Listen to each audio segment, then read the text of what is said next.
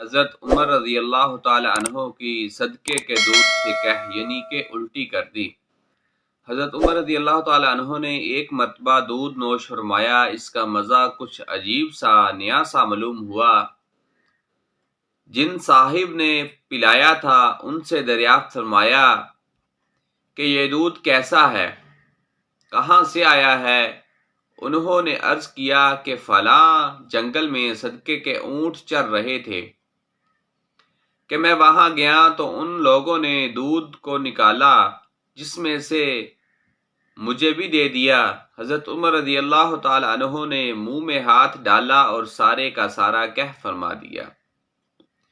ان حضرات کو اس کا ہمیشہ فکر رہتا تھا کہ مشتبہ مال بھی بدن میں نہ چلا جائے، یعنی کہ جو مال ہے صدقے کا، خیرات کا، وہ ہمارے جسم کا جز نہ بن جائے، یعنی کہ حصہ نہ بن جائے۔ افضل ذکر لا الہ الا اللہ محمد الرسول اللہ صلی اللہ علیہ وآلہ وسلم۔